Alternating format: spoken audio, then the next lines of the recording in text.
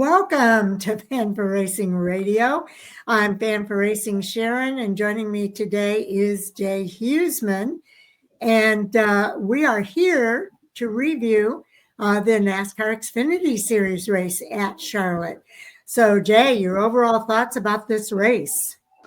Well, I was listening to it on Saturday on Sirius XM, and I couldn't wait to get home and watch it on recording because it sounded like a great, exciting race, and it turned out to certainly be so, especially there at the end.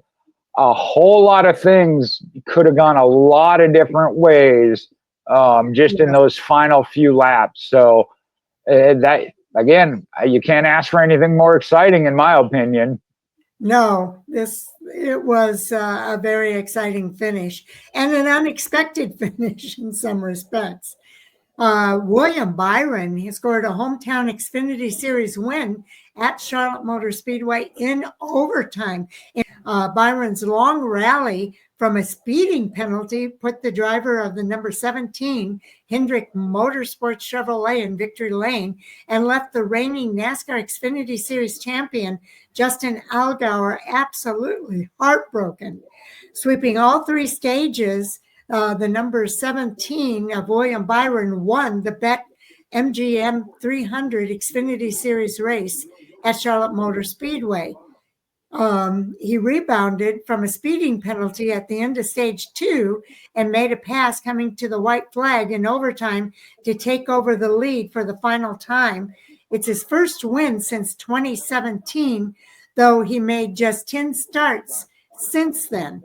The rookie Connor Zilisch finished runner-up and placed inside the top three in all three stages. Nick Sanchez earned his best finish of his rookie season in third place. Justin Allgaier led a race-high 103 laps, but dropped to fourth on older tires during that overtime restart. Dean Thompson was credited with a career-best fifth-place finish after Sammy Smith was disqualified for not meeting minimum weight. Josh Williams scored his best finish of sixth, and Kaulig Racing's number 21, Austin Hill, Ryan Ellis, Christian Eckes, and Sheldon Creed completed the top 10. Now, the eighth place finish for Ellis was his first top 10 in 176 NASCAR National Series starts. There were 10 lead changes among 5 drivers, 10 cautions for 52 yellow flag laps, and the average speed of the race was 110.248 miles per hour. Connor Zilisch in second was the highest finishing rookie of the race, and the fastest lap bonus points goes to the number 7 of Justin Allgaier on lap 54 at 30.693 seconds around the track. The margin of victory was under caution, but I got to tell you, this was absolutely an amazing finish because Justin Allgaier pretty much dominated up until William Byron in those last 6 laps took the lead. Yeah, this is one of the thrill of victory and agony of defeat is right there in the top 4, if you will. William Byron, again, you want to say dominated, even though Justin Allgaier led more laps, because Byron had to go to the back and get back up there, which he did. Little bit of luck. I mentioned this earlier off camera of the one accident, William Byron, man, I don't know if a piece of paper and he might have not gotten through it because it was tight. Oh, then you have the late race restarts. Again, Justin Allgaier, it helped him, but it hurt him. I mean, and we talked about that, and you hear it in his post-race interview of made a decision so close to working. Had it worked, they just said, hey, that was the smartest move, and if it doesn't work, it's like, well, you made a mistake. I mean, almost in a no-win situation, unfortunately.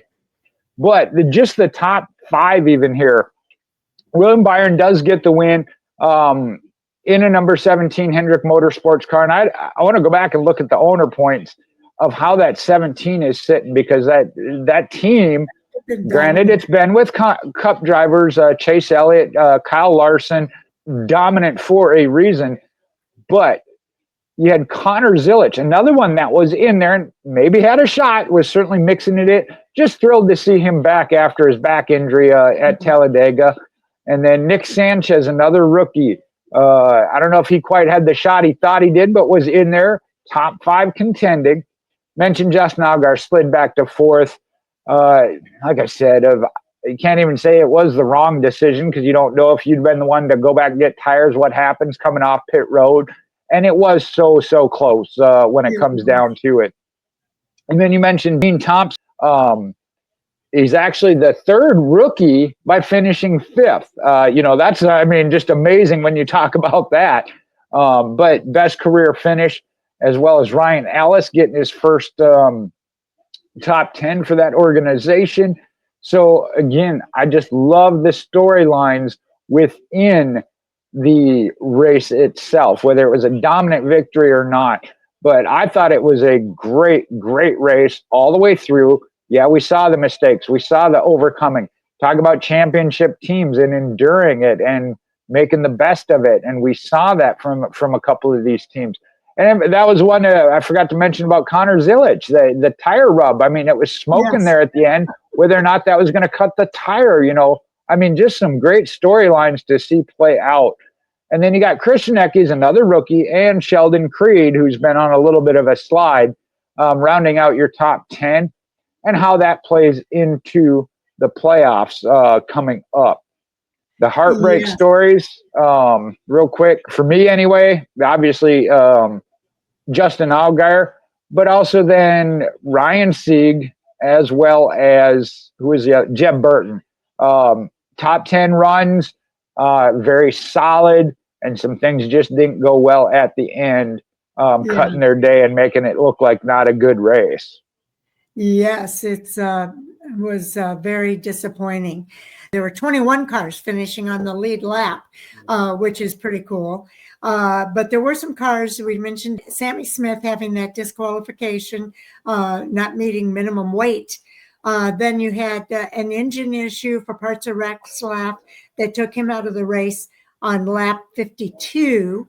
Then on lap 81, Matt DiBenedetto had a suspension issue that took him out of the race. You mentioned accidents. Catherine Legg out on lap 188 because of an accident.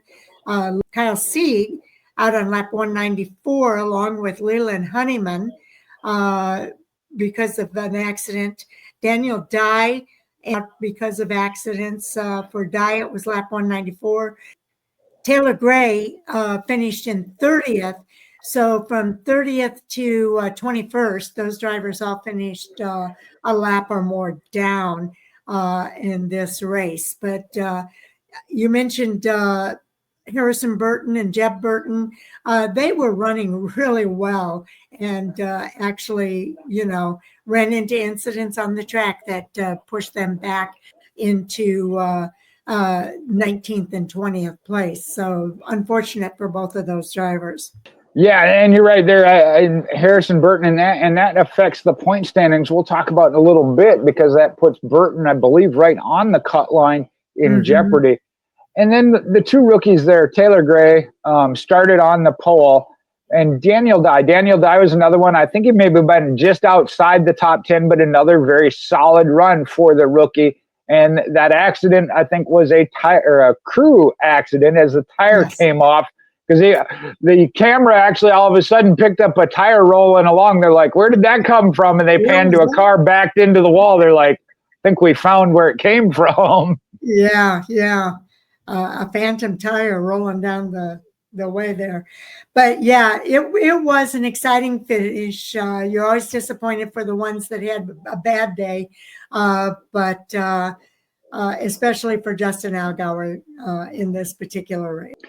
There was, and Justin's kind of like Corey Heim of, we've seen it. How many different ways can you not win a race when you have a dominant car, maybe not the dominant car, but been in contention?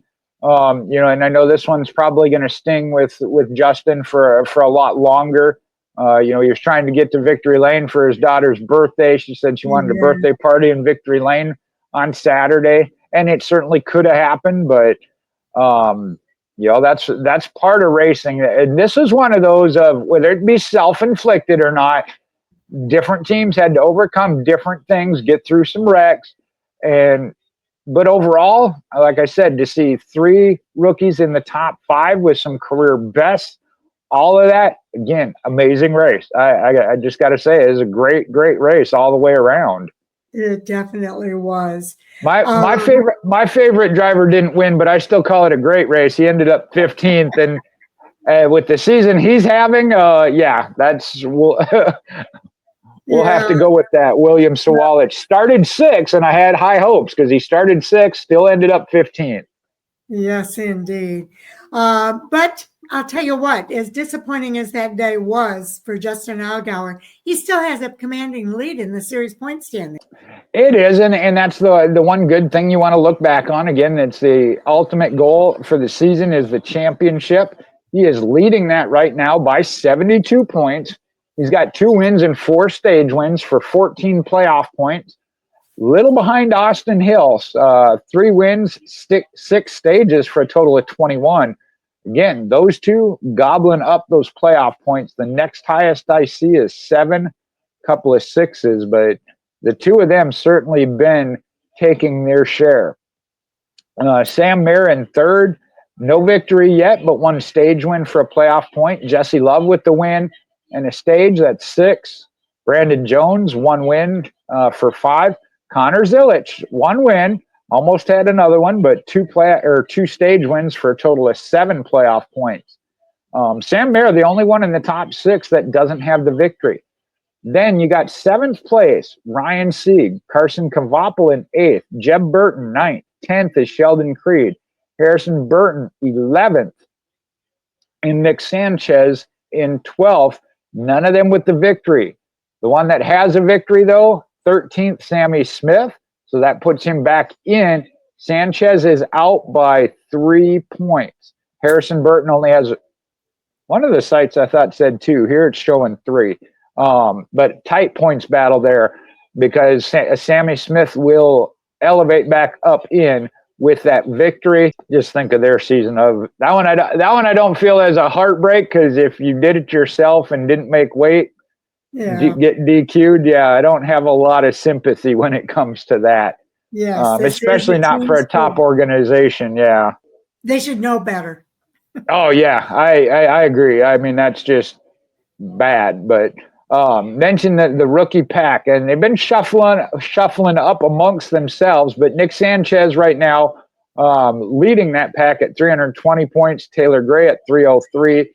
Daniel Dye 299. Dean Thompson again just got his best career finish at 281, and Christian Ecke's now catching back up as he's had a rough start to the season at 266. And even with the 15th place run, William Sawalich down in 24th at 192. But at least if we're seeing forward momentum for the second half of the season, we'll see where that shakes out. It cracks me up with the exception of Connor Zilich up in 6th. And William Sawalich down in 24th. The rookies have just stayed in a pack all season long. I will say 13 races in, actually they have 14 races left. 14 races, so they're approaching the midpoint of their season. Yeah, I think they were one off of the Cup Series was right at half. So not quite at the midway point, but they're getting close. But I do expect that those rookies, we're going to see a lot more of them in the second half. We've been for a while now, and they're starting to show signs. And here's the thing you got to watch. Justin Allgaier been consistent throughout the entire season, which shows by the points lead he's got. Austin Hill with the 3 wins early, really haven't heard a whole lot from as of late. And I know that's not an issue. Again, they got the playoff points built up. But you want to be careful about that, especially because, and we've seen this in the past, somebody that enters into the playoffs on a hot streak, all of a sudden you say comes out of nowhere. That's the time to be extremely strong. And you know who I think could do it? What's that? Who's that? Who you got? One of the rookies, Connor Zilich. Well, and Zilich, you're right. I mean, already has, and again, coming back from the back injury, up there battling in, getting the second place finish. So certainly could be. That's one of those right now in 6. But also keep in mind, he did miss a race. He took the one race off where Kyle Larson filled in, has been given the playoff waiver. So, yeah, I didn't even hit on that 6th place, and that's minus a race. So, good on pointing that out because, I totally forgot that he actually missed a race and still held on in 6th place. So it's going to be fun. That's all I'm going to say. It's going to be a fun ride. I think so. And I know I'm watching that cut line here, too. You got the teammates of Haas Factory Team. Sam Mayer, as I said, 3rd top driver without a win. Teammate Sheldon Creed, man, up and down. And I know he's had a couple of 2nd places again. But here as of late, one of those that just, if it can go wrong, they're in the wrong place at the wrong time. Seems to happen to that 00 team, but holding on in the 10th spot. Now, again, that would be 11th with Smith moving back into that hunt. And he's got 10 points over Harrison Burton. So not a whole lot of breathing room, especially if somebody from below the cut line, one of those rookies or otherwise, picks up a victory. You're going to have some more pressure on you then. Absolutely. It's really going to be amazing to watch. And I cannot wait to see this season continue for the Xfinity Series. They will be at Nashville this coming weekend, and Jay and I will be doing the previews for Nashville, all 3 series racing at Nashville this weekend. Well, looking forward to that. And that's one of those of a short track. Anything can happen, and we've seen anything does happen. I believe that's where the Cup Series had 5 overtime restarts, being that they do unlimited. So you never know what you might see at Nashville. A 1.33 mile oval and not quite a mile and a half. So it'll be a little bit different for some of these drivers. But do watch for more coming at Fan for Racing Radio. We're doing reviews this morning for all 3 of the National Series, as well as 2 ARCA races in the ARCA Menard Series and ARCA West. So watch for those coming out sometime this afternoon, hopefully. And then we've got our NASCAR Hot Topic Sound Off tonight, Jay. So we'll have quite a few things to talk about there as well. Certainly looking forward to it. Okay, so thank you for watching. We always appreciate you taking the time to hear what we have to say. And we'll look forward to being back in our next video. Okay, take care, everybody.